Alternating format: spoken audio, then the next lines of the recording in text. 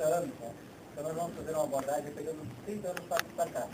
Como marco, podemos pegar a crise das dívidas externas do México, da América Latina, dos países da África e da Ásia nos anos 80.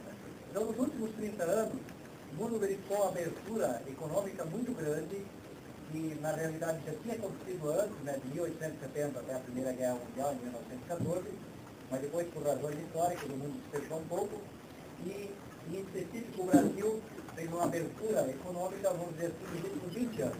Se a gente lembrar, tem pessoas aqui que ainda não eram nascidas, obviamente, né, estudantes, calouros, mas desde o governo Paulo de Mello, o Brasil passou a se inserir de forma mais agressiva na economia internacional. O comércio mundial, então, ele sofreu uma expansão muito grande.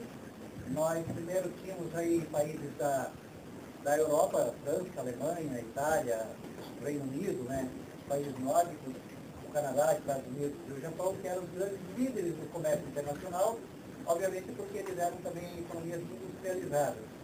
E economias mais periféricas, vamos dizer assim, no continente africano, na América Latina, no sudeste da Ásia, participavam também mais como fornecedores de matérias-primas e importadores de produtos acabados, né? Na verdade, o que aconteceu foi que o mundo descobriu uma coisa muito interessante para se colocar em prática, que é o princípio número 1 do comércio internacional, e os países comercializam entre si como um mecanismo para elevar o bem-estar e a prosperidade econômica de todos. O comércio internacional sempre é uma situação ganha-ganha. Todos os participantes devem ganhar, né? E, para isso, nós temos que levar em consideração 3 agentes. Nós temos o produtor nacional, seja ele agrícola, seja industrial, seja da área vamos dizer assim, da mineração. Temos o consumidor nacional e temos os governantes. Então, são 3 agentes que a gente utiliza em economia internacional para perceber nessa situação ganha-ganha, quem ganha, quem perde, quanto ganha, quanto perde, como ganha, como perde e como se pode, digamos, se tocar uma política de abertura comercial para promover o livre comércio de maneira que todos possam participar. E, nesse sentido, nas últimas 2 décadas, o mundo passou a colocar em prática uma coisa que passou a ser chamada de consenso de Washington, que foram umas iniciativas, eu diria menos de ordem, talvez, ideológica e mais de ordem de praticidade econômica, né, para incentivar essa dinâmica do comércio internacional. Obviamente, um país, para ele participar do comércio internacional, ele tem que ter uma vantagem competitiva, né? Por exemplo, a Costa do Marfim vai exportar cacau e café, porque, naturalmente, lá se tem um cacau e café e tem uma organização econômica para isso. Outras economias vão exportar mais capital financeiro, como é o caso do Japão, né? O Japão tem 13 trilhões de dólares espalhados para o mundo afora, então ele é uma economia que tem uma potência grande. E a vantagem competitiva, ela pode ser natural, vamos dizer, você ter um solo apropriado para certas culturas, você ter sido abençoado por estar em cima das ilhas de ouro, de petróleo e outras coisas, mas, obviamente, como o professor Felipe também vai deixar claro na sequência, a vantagem competitiva hoje ela vem muito do esforço do conhecimento que os países fazem, porque nenhum país que não tenha uma base educacional e de tecnologia, pelo menos em alguns setores, para concorrer com o resto do mundo, ele não está preparado para ter essa vantagem competitiva.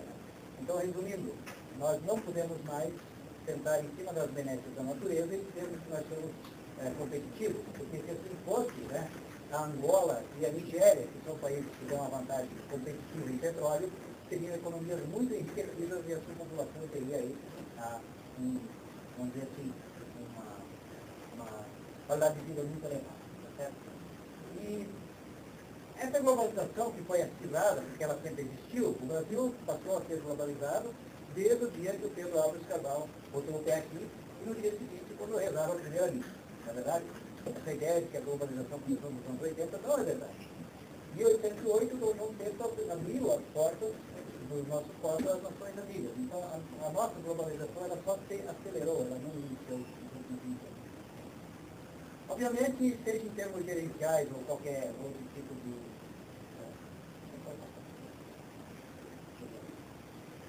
Então, nós já... Bom, o mercado cresceu, então, a taxas superiores ao crescimento do PIB, né?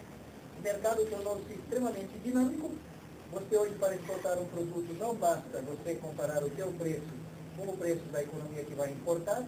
Eu vou pegar o setor moveleiro, aqui, do Paraná e Santa Catarina, Rio Grande do Sul, São Paulo e Espírito Santo participam no mundo afora, são os nossos 5 maiores polos moveleiros, né? Não basta você ter um preço e uma qualidade boa aqui no Brasil para chegar com a sua mercadoria num porto ou num aeroporto qualquer. Não basta comparar o nosso preço e a nossa qualidade com a economia que está importando. Nós temos que comparar tudo isso com outras economias que estão concorrendo com nós mundo afora, né? O comércio internacional ele é meio interessante, ele não se pode pensar em monopólio. O bom é que você exporta, você tem qualidade, mas quando chega um intruso não convidado, que produz basicamente o mesmo produto seu, com uma qualidade superior, você tem que se mexer, né? Então, o comércio ele se tornou o comércio internacional mais dinâmico, o mercado amadureceu, com titulares fortes. Nós não tínhamos aí 30 anos atrás uma Coreia do Norte, nós não tínhamos uma Malásia, uma Singapura, né, uma Botsuana, um Chile, um Brasil, assim por diante, nós estamos todos aí.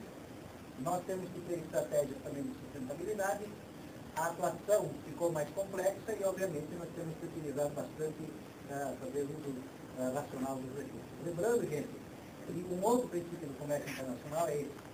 Quando você abre as portas para o resto do mundo, necessariamente a tua economia, ou seja, a tua produção, tem que diminuir desperdício, tem que aumentar a eficiência, tem que aumentar a eficácia, né? E, como nós vamos ver mais à frente, também evitar a equidade social. Porque abrir as portas do comércio apenas para enriquecer poucos barões da economia não tem graça, não é verdade? Então, a nossa discussão hoje vai ter também um viés social,